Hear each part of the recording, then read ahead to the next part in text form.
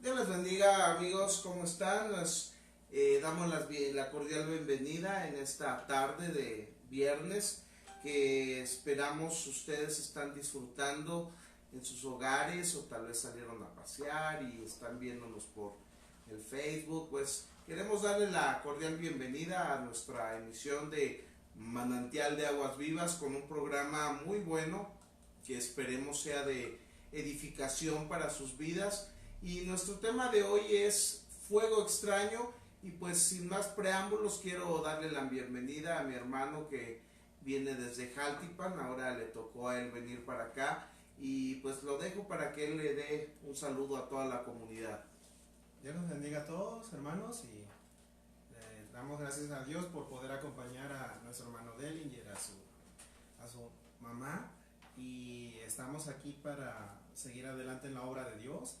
Y vamos hoy a tocar un tema que puede ser delicado, que se va a ver con tenazas, por decir así, pero que se hace con todo respeto, con toda reverencia, en una búsqueda sincera de entender las verdades de la Escritura. Así que aquí estamos y que el Señor tenga misericordia de nosotros. Vamos a tocar un tema muy interesante, fuego extraño. Dentro de esta temática tenemos que citar de manera obligada al teólogo, al maestrazo John MacArthur, un hombre que se ha dedicado y que ha dedicado su vida entera al escudriño de las escrituras, al estudio de ellas y a poder dejarnos libros que han sido de gran apoyo independiente de la denominación a la cual nosotros podamos pertenecer. Y dentro de estos libros sacó un libro de alguna manera defendiendo al verdadero evangelio, defendiendo la palabra de Dios, y a este le tituló Fuego Extraño. Y nosotros no queremos hoy darles una temática sobre el libro, pero sí queremos hacer un recuento de los daños de lo que precisamente el fuego extraño está haciendo al día de hoy al interior de nuestras iglesias y sobre todo y tristemente dentro de nuestras iglesias pentecostales y ahora lo que se le llama el neopentecostalismo, el ultrapentecostalismo, que está ligado al mundo carismático. Entonces hoy estaremos tocando estos temas, fuego extraño. ¿Y de dónde sacamos la palabra fuego extraño? Bueno, de alguna manera es sencillo. Fuego extraño tiene que ver con una historia que queremos de alguna manera relatar, explicarles, para que pueda usted discernir por qué se le titula fuego extraño y a qué se refiere este tipo de prácticas. Mi hermano Moy, no sé si quieras iniciar con esta explicación. Pues la mención del fuego extraño está en el libro de Números, en el libro de Levítico, exactamente Levítico 10 a partir del verso 1. Nos dice la escritura: Nadab y Abiú, hijos de Aarón, tomaron cada uno su incensario y pusieron en ellos fuego, sobre el cual pusieron incienso y ofrecieron delante de Jehová fuego extraño, que él nunca les mandó. Y salió fuego de delante de Jehová y los quemó, y murieron delante de Jehová.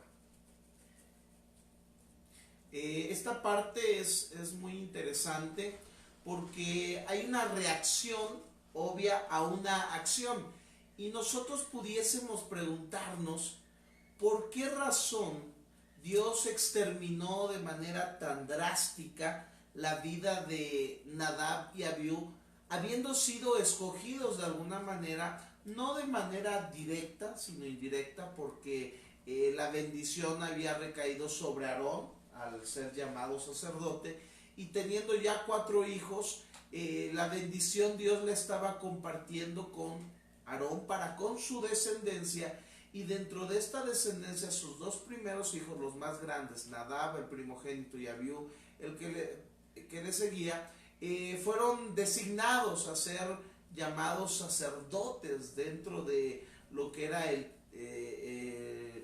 tabernáculo.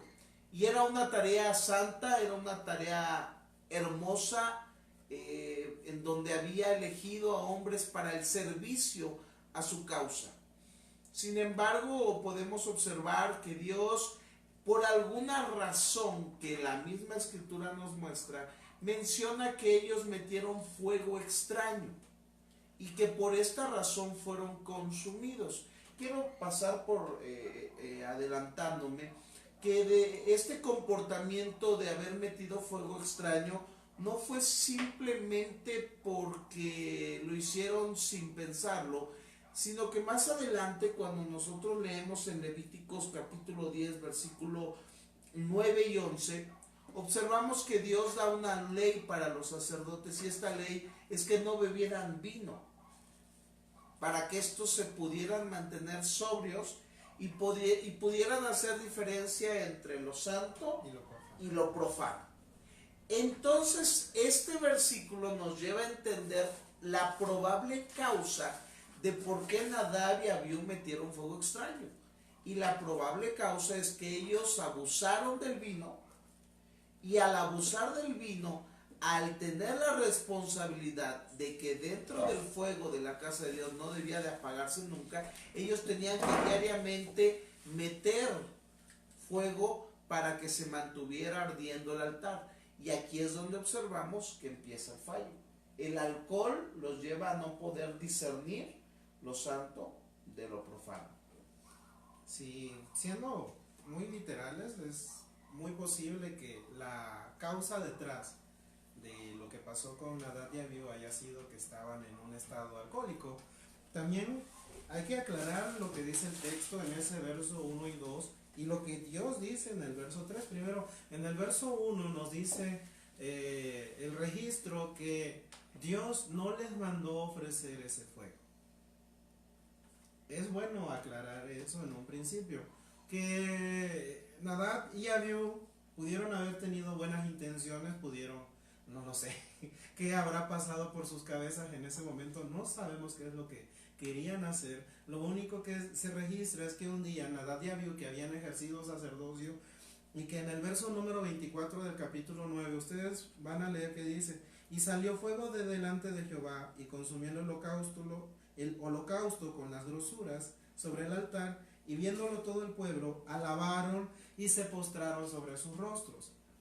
Puede ser que Nadab y Abiú querían otra vez ver la gloria de Dios. Puede ser que ellos quisieran que otra vez sucediera algo tan fuerte, tan interesante.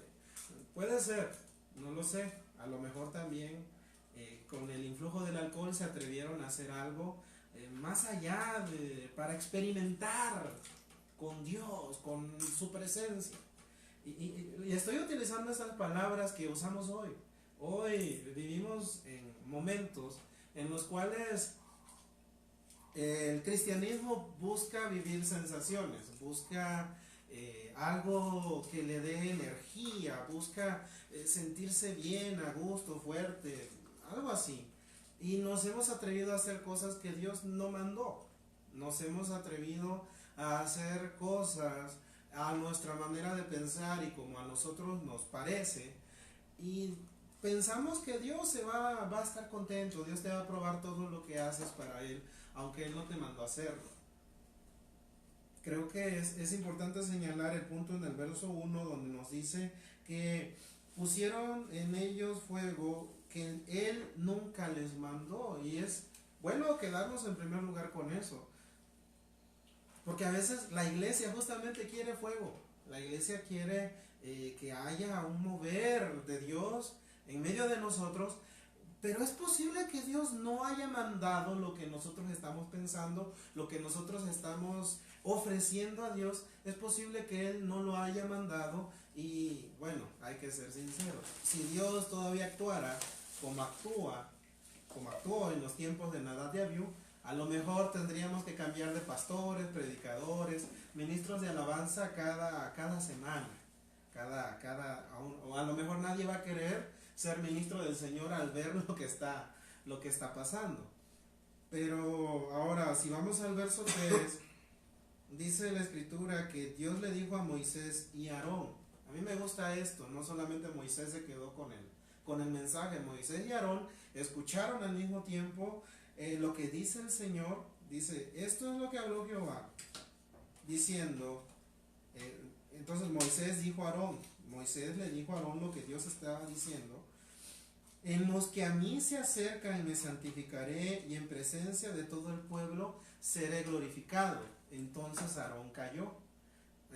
Puede ser que Aarón estuviera, pues están sus hijos quemados, están sus hijos incinerados. Dios lo hizo y Aarón pudiera haber dicho, pero si ellos te servían, ellos son tus sacerdotes, tú los ungiste, Dios.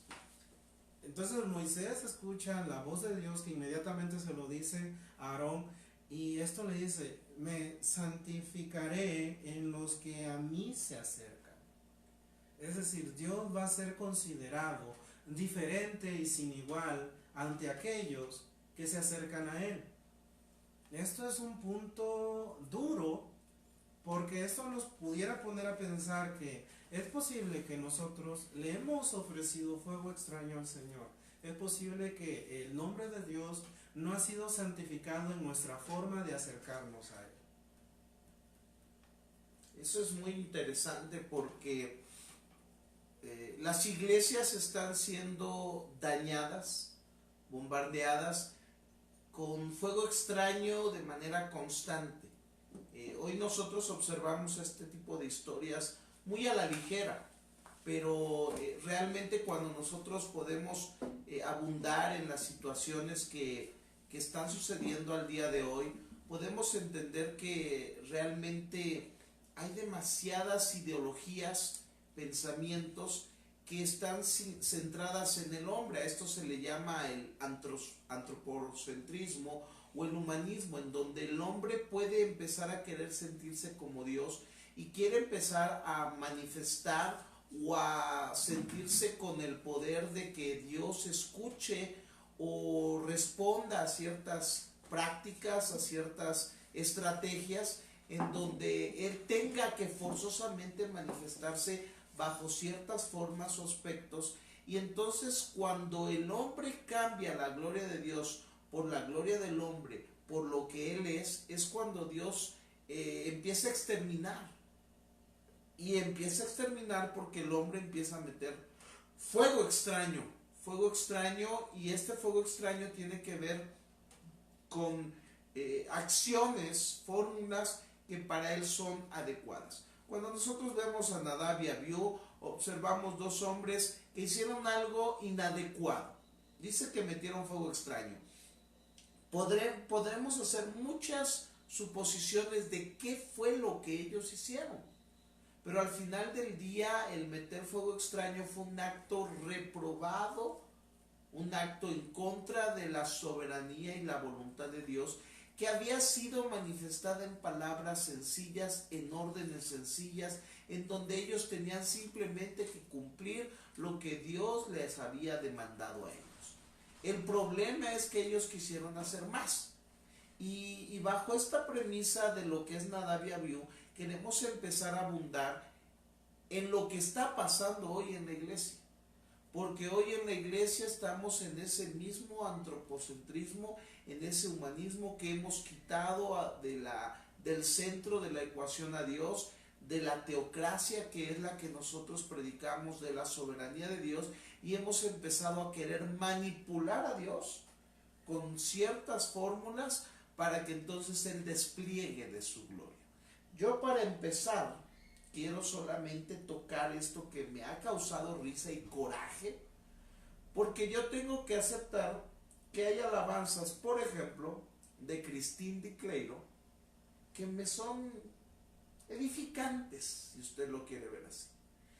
Y entonces hay una alabanza que hoy se está viendo en las redes sociales, y hay un hombre llamado Julio Melgar que está pasando por una situación de cáncer muy difícil, y realmente que eso es difícil, y gloria a Dios por la fe de este hombre, porque él sí está manifestando palabras muchas veces muy congruentes de lo que es Dios.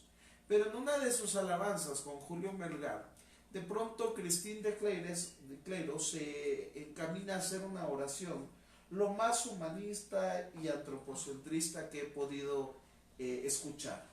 Y entonces ella empieza a orar con fuego extraño, porque decretar, proclamar, todo ese tipo de fraseologías que se usan hoy son fuego extraño porque no están en las escrituras como tal.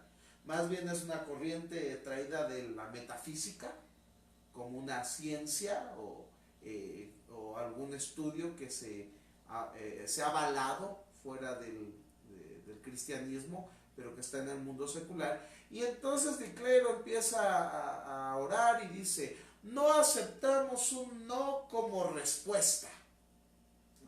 Y entonces tú escuchas a una mujer que hoy está siendo afamada, escuchada por jóvenes, adultos, y muchas veces que están faltos de palabra, de doctrina, y que esta misma corriente de fuego extraño los ha llevado solo a las emociones. Y entonces ellos dicen: amén, qué bonita oración la de Di Clero. Pero no se ponen a ver que ella se atreve a decirle a Dios: no te acepto un no como respuesta. O sea, sáname a Julito Melgar porque no te aceptamos un no como respuesta. Y al hacer esa oración, miles de personas, creo yo, en esa ignorancia, repiten dicha oración, y esto es fuego extraño. Ahora la pregunta: ¿por qué no los ha consumido el Señor? Ese es un tema de gracia. O sea, es la razón, la evidencia de que el Señor Jesucristo está a la diestra del Padre intercediendo por nosotros. La verdad, es completamente real la intercesión de Cristo por nosotros, porque nuestras torpezas como siervos, como enseñadores, hasta cierto punto, cuando te pones a pensar este tipo de casos, podrías tener una alarma, sonar una alarma dentro de tu cabeza, porque ¿qué estamos haciendo? Sentarnos un momento y ponernos a pensar en el Dios santo, santo, santo, y que cuestionar nuestra vida espiritual y la vida espiritual de nuestra iglesia como un ejercicio de autoexamen para sacar lo malo, desechar lo malo y poder seguir adelante con lo bueno. Sí, porque yo no me atrevo a decir que todo lo que se está haciendo en la iglesia pentecostés, estamos hablando desde el punto de vista pentecostés, no puedo decir que todo lo que se está haciendo está bien. No puedo decir que todo lo que se está haciendo dentro de un culto está correcto, exacto, como Dios lo quiere, si no lo examino primero. ¿Sí? Porque vivimos en una ingenuidad espiritual, voy a así llamarlo, que es una de las razones atrás del esparcimiento del fuego extraño. Antes de seguir más adelante, sería bueno definir la palabra fuego extraño como cualquier manifestación, cualquier ofrenda de adoración delante de Dios que Dios no mandó, que Dios no te lo está pidiendo, que Dios en sus escrituras no te ha dicho quiero esto. Y que si bien se ofrece, tampoco se ofrece con un corazón sincero, haciendo referencia a Abel y Caín, ¿no? Porque de alguna manera cuando ellos ofrecen su primer sacrificio, ofrenda, no se las pide Dios, sale de un corazón, pero vemos ahí desde ese inicio un corazón que acepta a Dios sus ofrendas y otro que lo hace por razones equivocadas, ¿no? Y entonces, a nosotros al conocer que hay cosas que hemos presentado delante de Dios, que es posible que a Dios no le gusten, que hemos dicho, voy a hacer tales cosas para la honra del Señor, es posible que Dios las rechace, hermanos. No quiero sonar como un paranoico, pero hasta cierto punto sí es necesario hacer un autoexamen, sí es necesario detenernos un poco y observar nuestras iglesias, lo que está ocurriendo, lo que está pasando, porque es posible que le estemos ofreciendo cosas extrañas a Dios. Ya entrando en materia, podemos hablar desde el punto de vista del Espíritu Santo. La Biblia nos dice que el Espíritu Santo convence al mundo de pecado, de justicia y de juicio. Entonces, una manifestación completa del Espíritu Santo convence al individuo de sus pecados, de su pecado, de sus fallas delante de Dios, de justicia, de su urgencia de vivir una vida ordenada delante de Dios, y de juicio en el entendimiento de que vamos a rendir cuentas a Dios sobre lo que estamos haciendo, cómo lo estamos haciendo, lo que hay en el fondo. El Espíritu Santo está para eso. Ahora, si analizo lo que muchos llaman manifestación del Espíritu Santo, que dicho sea de paso, hoy se ve pues, las caídas, las risas, el hablar en lenguas, se habla también de cierto, el vómito, las manifestaciones de vómito, que gente se comporte como animales, los brincos, los saltos, el azote de las manos, que tiembles completamente, se le llama que eso es una manifestación pura y tremenda del Espíritu Santo, cuando Cristo dijo que cuando viniera el Espíritu Santo, sus principales funciones iban a ser estas. Cristo no dijo que va a venir el Espíritu Santo y van a empezar a temblar todos y van a empezar a revolcarse en el suelo. Ahora, sé que estoy tocando puntos delicados, sé que alguien me va, antes de enojarlos y que mucha gente piense que uno puede blasfemar contra el Espíritu Santo, bueno, vamos a la Biblia, vamos a lo que Cristo dijo, y es una realidad que Cristo no dijo que ante la manifestación del Espíritu Santo, las cosas que se ven en muchos eventos van a suceder. Eso es real. Cristo no lo dijo. ¿De dónde lo estamos sacando? Ahora, aparte de lo que Jesús dijo, algo que también debiese de darnos miedo es que todas estas manifestaciones a veces se engloban en los milagros, en las emociones, en lo sobrenatural. Pero Jesús dijo, no todo el que me dice Señor, Señor, entrará. No todo el que echó fuera demonios, no todo el que sanó va a entrar a mi gloria. Entonces eso tiene que ver que no el emocionalismo es lo que va a salvar, no las manifestaciones van a salvar, sino que una vida que se demuestre santa delante de su presencia. Y aquí hay que entender, mire, nosotros somos pentecostales, o por lo menos así nos hemos definido al día de hoy, y creemos que muchas de las doctrinas son sanas, pero tampoco podemos taparnos los ojos de saber de dónde viene el pentecostalismo. Y creo que esa es una de las situaciones por las cuales hoy la iglesia ha metido tanto fuego extraño, porque precisamente lo he repetido muchas veces. Oseas 4:6 dice, mi pueblo pereció, se perdió porque le faltó conocimiento. Por cuanto mis sacerdotes desecharon el conocimiento, yo los desecharé. Y pareciera que hoy Dios está desechando ciertas áreas de la iglesia, no como tal, sino desechando en base a que no está aprobando sus formas y está permitiendo que se caiga en un mismo engaño, en una situación mala por no tener el conocimiento que se halla en las escrituras, tan sencillo. Si nosotros nos metemos a la historia y sabemos de dónde viene el pentecostalismo, entenderemos que el pentecostalismo es una doctrina de hace 100 años.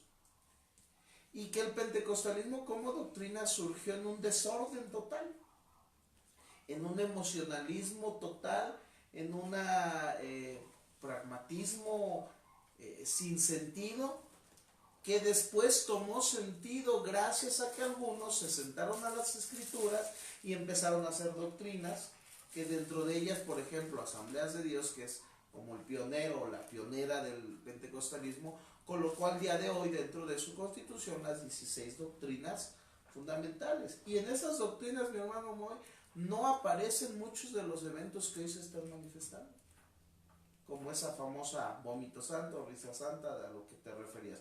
Y aún las lenguas, aunque se manifiesta como una parte natural del pentecostalismo, hay sus reglamentaciones dentro de la misma constitución. De hecho, este libro que tengo aquí, que tal vez muchas veces lo vean, es Teología Sistemática y es de un autor, M. Horton, y dice una perspectiva pentecostal. Aquí trae la historia de las asambleas del lado bueno. MacArthur en sus estudios, y usted lo puede investigar, viene la historia del pentecostalismo bajo su lado oscuro. Entonces, al desconocer nosotros, tanto uno como otro, caemos en una ceguera en donde simplemente nos dejamos llevar por lo que el viento o el fuego que se está administrando en las iglesias nos invita a seguir, y se convierte como en una pandemia general en donde si yo veo que al otro empieza a temblar, a golpear duro, entonces hay una psicosis literal, hablando ya de psicología humana, en donde el hombre por las emociones empieza a imitar o a caer en estos desórdenes. Sí, la verdad, sí entendemos que el Señor puede activar, puede despertar en una persona ciertos dones. Sí entendemos que Dios sigue haciendo milagros. El Señor es el mismo ayer, hoy y siempre. Pero hay que aceptar que nuestra iglesia ha recibido una influencia, un mover que no es santo, que hasta cierto punto, y lo vamos a comprobar, en que hay liderazgos, hay miembros dentro de la iglesia que han pasado 4 o 5 años cayéndose, tumbando, o hablando en lenguas, pero sus vidas no cambian, pero su amor por Cristo no crece, pero su pasión por el Señor queda igual. Hoy la iglesia, muchas iglesias siguen pidiendo un avivamiento, muchas iglesias siguen pidiendo que las cosas cambien. Muchos hermanos siguen esperando, ahora sí, la manifestación de los hijos de Dios, cuando nosotros somos los que tenemos que ser los hijos de Dios. Estamos esperando un agente externo que nos impulse, nos coloque, nos prenda para poder servir a Dios. Cuando está la palabra, están las cosas, creo que voy a recurrir un poco al testimonio de Wilkerson, un hombre pentecostal muy respetado. David Wilkerson, los que conocen su testimonio, saben que estamos hablando de alguien grande dentro del evangelio en Estados Unidos, que falleció hace algunos años. Entonces Wilkerson dice que en muchas iglesias en Estados Unidos como que la membresía estaba bajando, la gente estaba aburrida, la gente estaba como que en una apatía por las cosas de Dios. No sé si sonará el caso de su iglesia. Entonces le dijeron a muchos pastores, ¿qué creen? Hay un avivamiento en tal lugar, ¿no? Ahí hay un profeta que unge, pone las manos, entonces tú vas a traer algo nuevo y fresco para tu iglesia. Los pastores iban a, como sea que se llame, encuentro sobrenatural, encuentro bla bla, lo que sea, algo que te van a ofrecer. Y ahí van a tener una nueva experiencia más cercana con el Señor para traerla a la iglesia.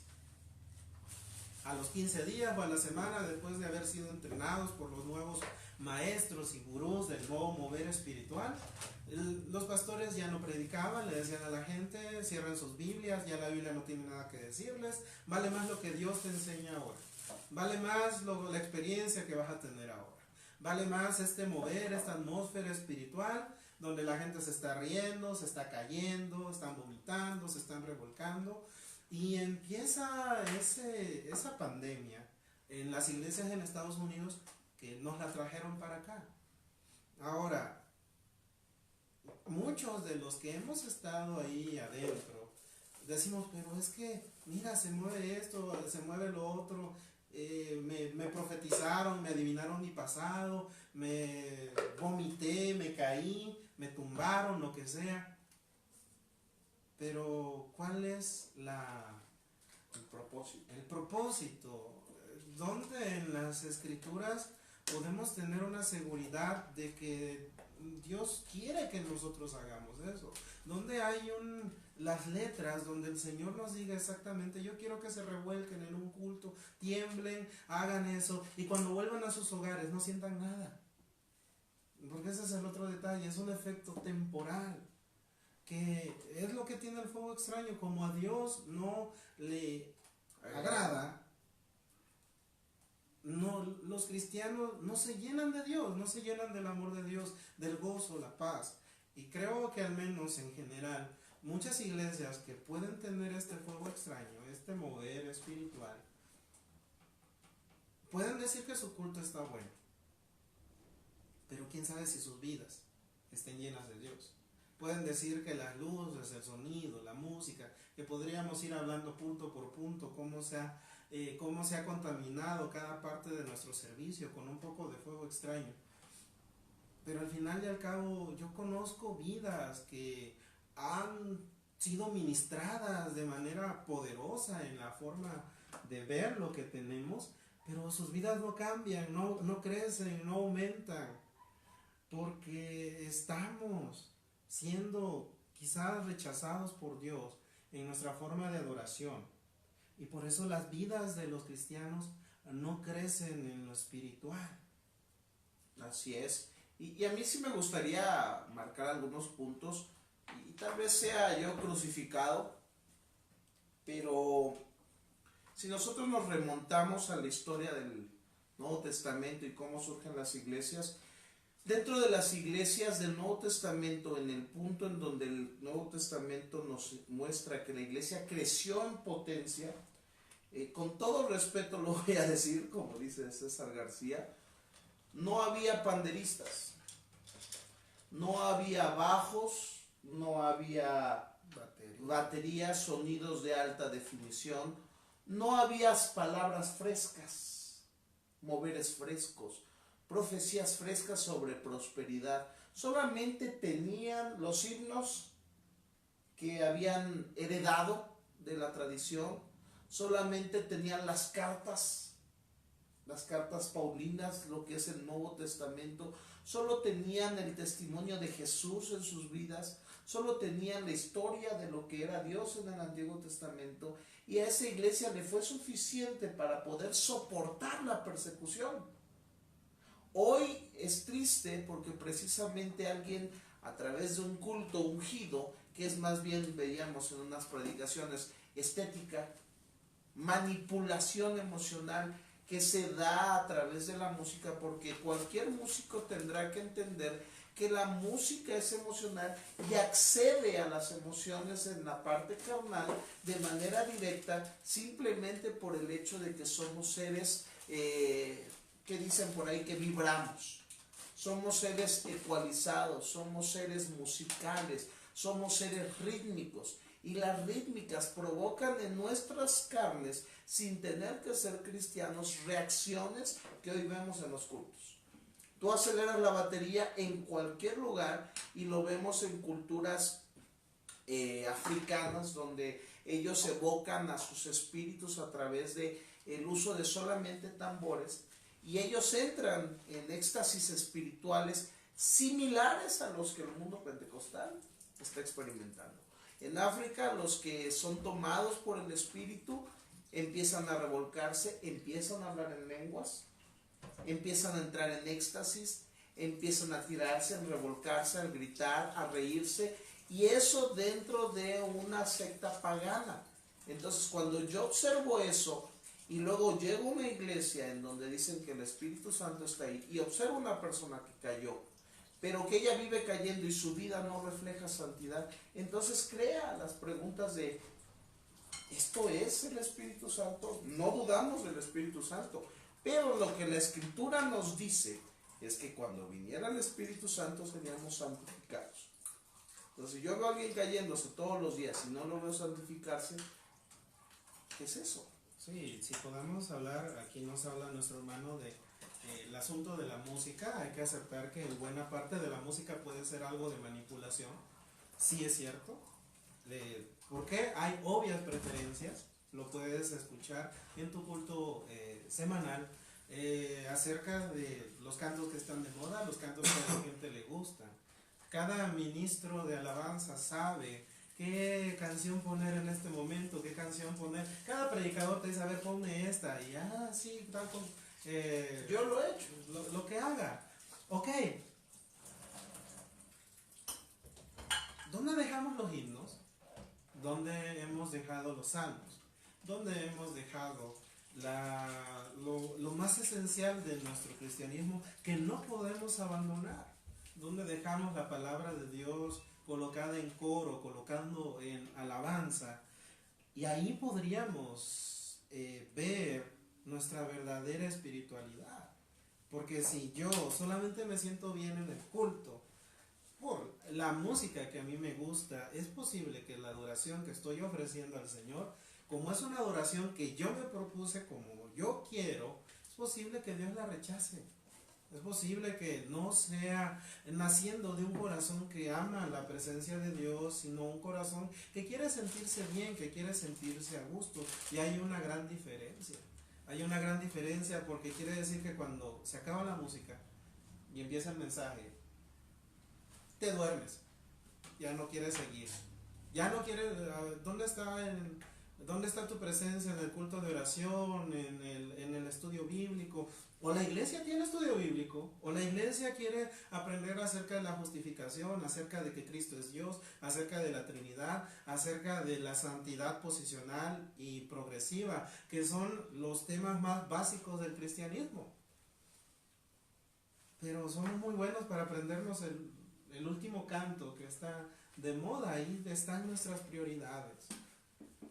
Y es posible que muchos de nosotros, y yo no quiero ser duro ni, ¿cómo se puede decir? O chocante.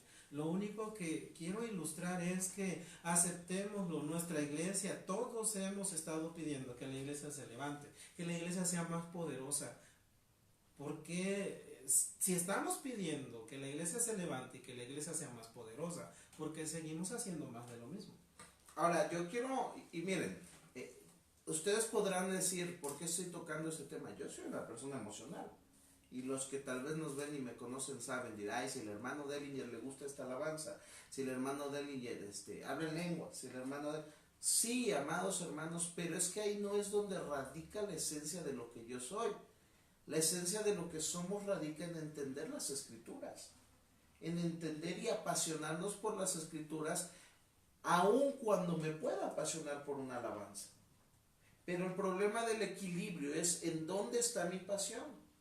Porque cuando mi pasión está en la alabanza, mi pasión está en la danza, mi pasión está en la guitarra, mi pasión está en el teclado, la batería, mi pasión está en ser maestro como tal, a que mi pasión sean las escrituras, el escudriñarlas, el aprenderlas, el saborearlas, eso va a determinar todas las cosas. Y eso es lo que tal vez ustedes digan, ¿por qué habla de esta manera si lo hemos visto haciendo esto?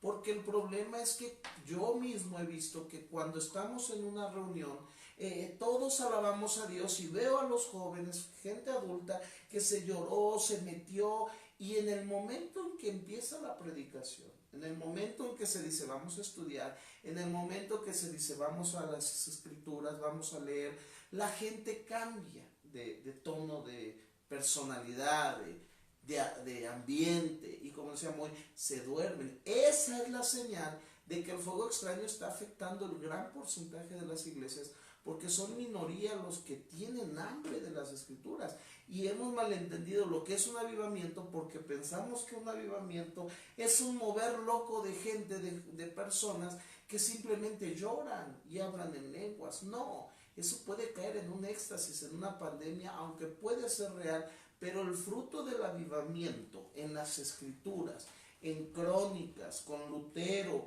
cuando nosotros vemos los verdaderos avivamientos de Josías, cuando vemos los avivamientos de David, la reforma de Nehemías, el mismo Cristo en su ministerio. Jesús regresó a la palabra, regresó. Ustedes tienen como leyes, mandamientos de hombres, pero se han olvidado del verdadero mandamiento, la escritura. Y entonces cuando nosotros nos olvidamos de las escrituras, los avivamientos son falsos, son temporales, son emocionales. Cuando el avivamiento es real es porque uno se volvió a la palabra y la palabra te lastimó y provocó arrepentimiento, santidad. Y ahí es a donde queremos llegar. Hablar del fuego extraño no es desmeritar el hecho de que hay cuestiones que nos tocan, dones que vivimos. Creemos en los dones en un 100%, por lo menos yo los creo. Pero el problema de esto que sin la escritura, sin la enseñanza y la obediencia correcta, el fuego extraño se está apoderando de las iglesias. Sí, hablando del tema de la alabanza y de la música dentro de la iglesia, vamos a pasar al tema de la predicación. Porque también dentro de la predicación alguien puede ofrecer fuego extraño. Puede ofrecer temas que Dios no ha pedido para su iglesia. Hay ya lugares donde la predicación se ha cambiado por motivación.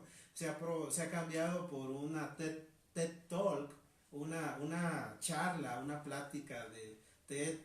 Ahora le llaman a algunos lugares plenarias, ¿no? Ya no se le llama sermón, ya da miedo decir sermón, ya da miedo decir predicación, homilía, ¿no? Homilía, las palabras. Ahora yo he visto congresos, plenaria fulana de tal, y digo, ok, está bien, es una forma atractiva a lo mejor, no lo sé. Pero algunos están sustituyendo incluso el lenguaje normal de la escritura por darle algo más llamativo para las nuevas generaciones, sacrificando lo que Dios siempre nos ha dado. Permíteme que te interrumpa, es como hoy los cultos tanto de adultos, damas o jóvenes. Se está buscando no que la gente aprenda, sino que la entretengamos. ¿Con qué entretendremos? Y eso es fuego extraño. Sí, a veces, ¿cómo ofrezco fuego extraño? Si mi postura dentro de un mensaje es darle al pueblo más entretenimiento y risa que palabra de Dios, ¿cómo ofrezco fuego extraño? Porque le quiero dar a las personas profecías personales. Pues debe de haber un tiempo para profecías si es que en verdad hay un profeta, pero Dios nunca nos permitiría hacer a un lado la predicación de su palabra para que el pueblo sane en su alma lo que necesita para conocer quién es Dios, por contar historias, mis sueños, por estar contando, eso es lo otro. Hay quienes ofrecen fuego extraño al contar sus historias y sus aventuras. ¿Por qué digo esto? Tenemos un Dios santo, santo, santo, con una palabra poderosa aquí en estas escrituras que no vale la pena sustituirla por mis historias, profecías que quién sabe si se cumplieron, a lo cual digo, mis amados hermanos profetas del Señor, si han verificado que son profetas del Señor conforme a la palabra, o solamente se le han dado de nombre, o solamente porque otro te dijo, eres profeta. Sí has visto completamente a través de la escritura y tu vida santa llena de Dios que eres profeta de Dios, o solamente estás engañando al pueblo.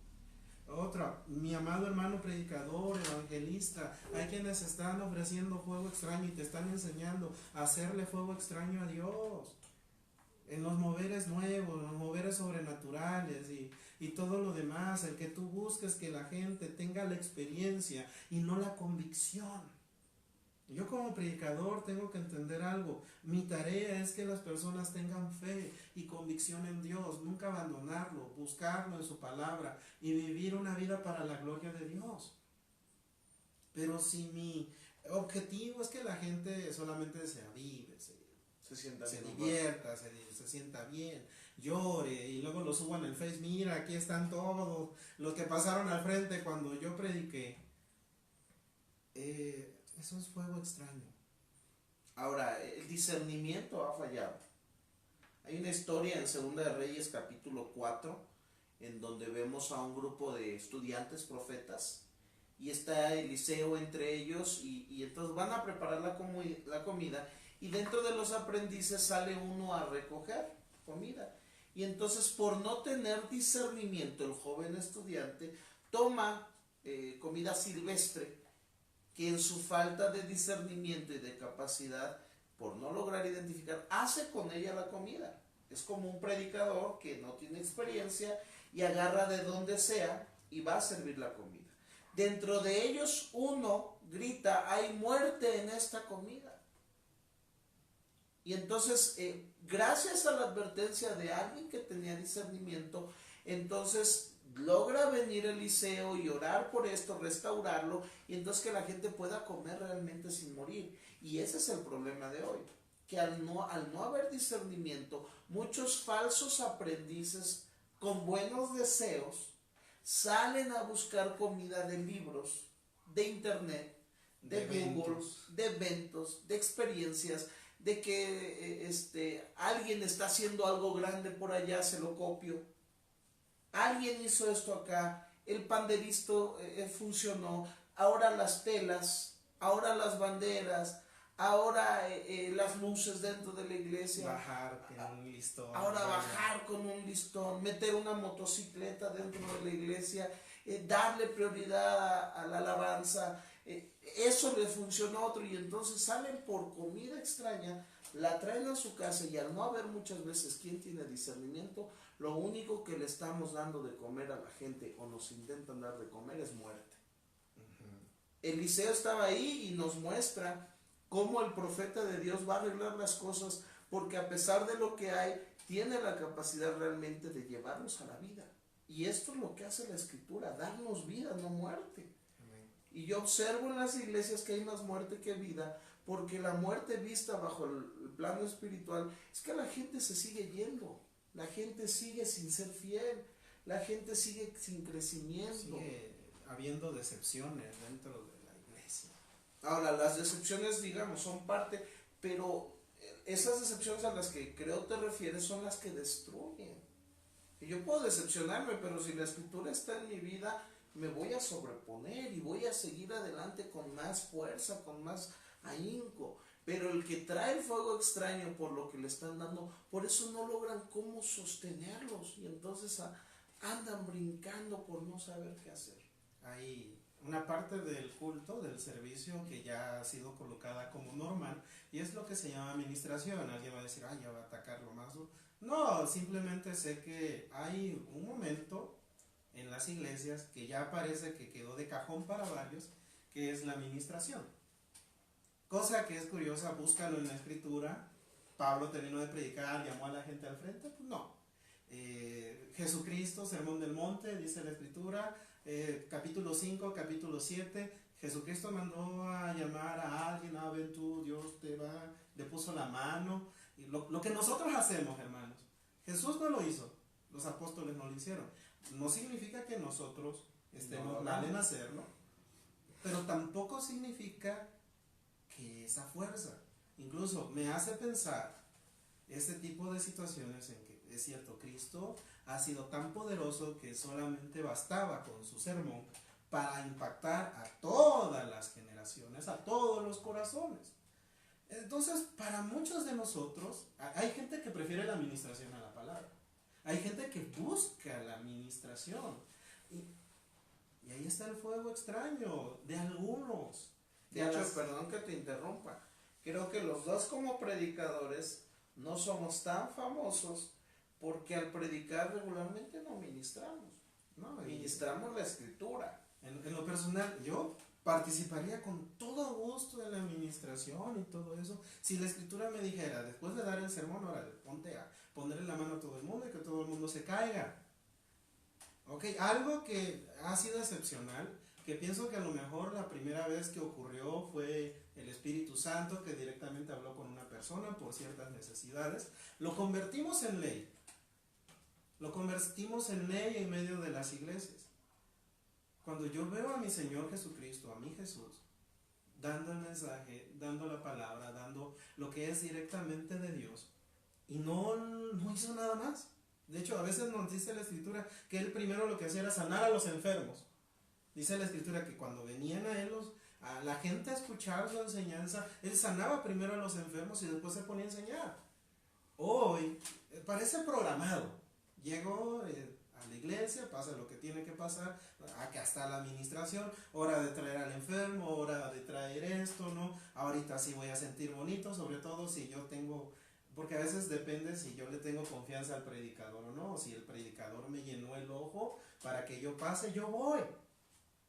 Si yo sentí como que la urgencia, algunos me pueden decir, pero es que yo sentí a Dios en aquel momento y por eso pasé y sentí bonito. Sí, a mí también me ha pasado, a mí también, incluso con personas que no los conocía, que nunca los conocí, y no lo niego, alguna vez el Señor me habló, pero no fue siempre. Y si algo Dios me habló en aquellos entonces fue que deje de perseguir esas experiencias y a las... ¿Cómo lo puedo decir? Esto es verídico. En algún momento el Señor habló a mi vida y me dijo, deja de hacer eso. ¿Por qué? Porque no lo voy a negar. Las personas que prefieren la administración a la palabra están rechazando, están poniéndole menor valor a lo más importante. Muchos en las iglesias están ahí, están disfrutando más algo temporal, algo que es extra a lo principal. Hay muchas personas en las iglesias que la santa y bendita palabra de Dios no la quieren. Yo quiero esto. ¿Cuál es el problema? Que al final y al cabo hay predicadores que en serio ya no predican. Y a mí me sorprende porque hay hermanos que me dicen, fulano también dejó la prédica y se puso a ministrar porque había bastante necesidad. Se emociona. ¿Por qué dejaste la prédica? ¿Por qué no te das cuenta que la palabra del Señor es suficiente? Ha sido suficiente por 1900 años y va a ser suficiente por los miles de años que pudiera haber, si no es que el Señor viene pronto. Y déjame decirte algo. La gente, y escúchalo aunque se oiga drástico, la gente no necesita ser sanada, la gente necesita ser salvada. Y la gente prefiere ser sanada a ser salvada. Hasta en el famoso dicho pentecostés que tenemos, Cristo sana y salva. O sea, para nosotros prioridad, o lo primero es que te sane y ya después que te salve. Cosa que es triste. Mis amados hermanos, ¿desde cuándo acá nuestra fe es tan pequeña que pensamos que un momento después de la prédica, un momento después de la exposición de la palabra, es mejor que la exposición de la palabra? Es mejor que lo que Dios ha dejado, es mejor que lo que Cristo hacía. Y ahí me doy cuenta nuestra debilidad como pueblo. Estamos valorando de manera diferente lo que Dios quiere que nosotros valoremos de manera correcta. Y entonces muchas personas en esa preferencia en el momento de la administración, pasa el que estaba dormido a la hora de la predicación. A la hora de ministrar como que ya se pone en modo santo y empieza a temblar, ya se cae, y ahí es donde nosotros empezamos a generar cosas que la escritura sí es cierto, no lo menciona, y que también es cierto, no voy a juzgarlo todo como malo, pero sí puedo entender que los gritos de animales que a veces se manifiestan en las ministraciones, las caídas, las vomitadas, las temblorinas, muchas de esas cosas han sido imitados, han sido obra de, en algún porcentaje ha sido algo de obra de Dios y en otro porcentaje no ha sido obra de Dios. Porque hay diversos testigos de brujos participando en la administración. Ha habido ciertos testigos de poderes demoníacos manifestándose en esa hora, y hay hermanos pentecostés, hermanos fieles de la iglesia que saben de lo que estoy hablando, que a veces se han rascado la cabeza y han dicho: Señor, ¿por qué esto se manifestó? Por el fuego extraño, hermanos, por el fuego extraño.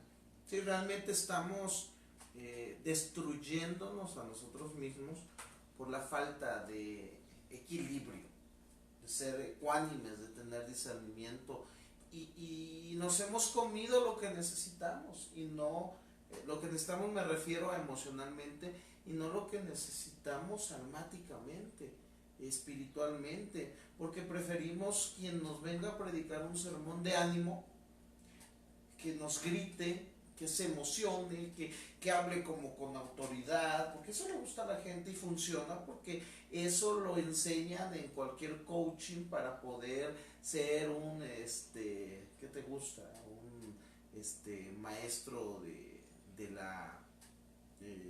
arte de la persuasión, no sé, de las ventas, todo eso, y nos traen un predicador que grita, que emociona, y eso es lo que nos comemos. Cuando considero, no sé tú, pero creo que a mí, cuando Dios me da momentos de emoción hermosos, es cuando yo abro las escrituras y leo y puedo entender, y su palabra me hace sentir y reflexionar en lo que Él es, cuando la mayor emoción viene a mi vida sin necesitar a alguien que me esté diciendo: ánimo, ánimo, aunque es bueno, somos humanos, necesitamos. Pero lo que nos levanta a los verdaderos hijos de Dios es simplemente la palabra, la fe en el Señor Jesucristo. Sin embargo, hoy estamos yendo a los púlpitos y nos están trayendo cada día más motivadores que predicadores. Sí, otro punto extra es la integridad de los ministros. El fuego extraño lo que ha provocado es tener en las iglesias muchos ministros con integridad dudosa o desvergonzada. Hay muchos profetas que deben de rendir cuentas. Los hermanos que están viendo conocerán algunos. Hay muchos líderes de alabanza, predicadores, pastores, que deberían de rendir ciertas cuentas, que se les conocen cosas y que aún así se aparecen en los púlpitos como si no tuvieran nada que temer, como si no tuvieran nada de qué pedir perdón. Yo sé que somos humanos, pecamos, yo sé que el Señor nos puede perdonar, yo sé que hay debilidades, pero también sé que hay que servir al Señor con integridad. Y si no tenemos esta integridad, el Señor nos la demanda y vale la pena arrepentirse y levantarse.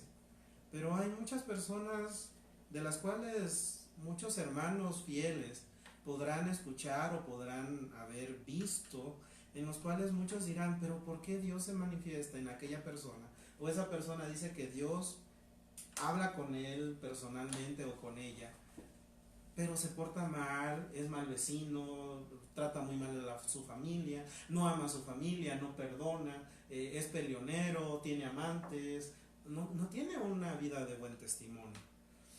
El fuego extraño también consiste en eso, en personas que no se presentan en integridad delante de Dios y quieren ofrecerle a Dios adoración y todo eso. No sé qué hay en sus mentes, pero el punto importante, de acuerdo a la escritura, la demanda a su corazón es obediencia. Y si no, la persona no lo tiene, no importa lo que pueda ofrecer en el altar, el Señor no lo va a querer. Sería mejor no tener dones, de alguna manera carismáticos, y tener la obediencia y la pureza de la sola escritura, a tener todos los dones y no tener nada de la escritura.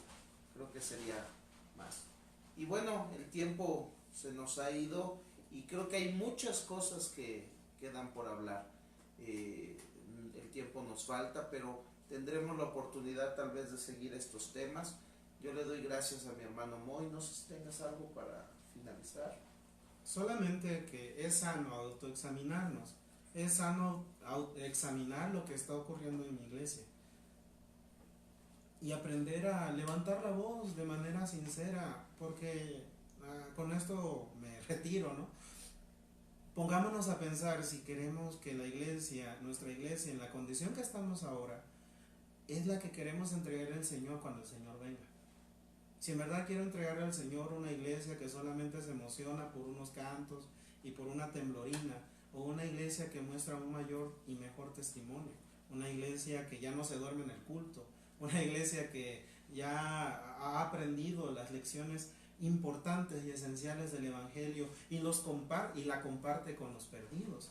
Si quiero una iglesia, entregarle al Señor una iglesia en lugar de apática, ferviente, porque ahí es donde empezaré ahora sí, a sentir el Espíritu Santo para hacer lo que la palabra de Dios me enseña y empezar a tener ese amor por la palabra, por la iglesia, y caminar hacia lo que Dios quiere que la iglesia sea.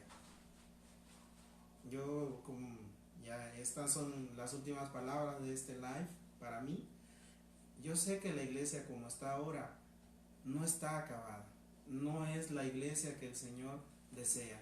El Señor desea una iglesia más fuerte, una iglesia más pura, una iglesia más santa, y no vamos a entregársela haciendo las mismas cosas. Tenemos que regresar a la escritura y comprender lo que la iglesia hace en cuanto a la palabra.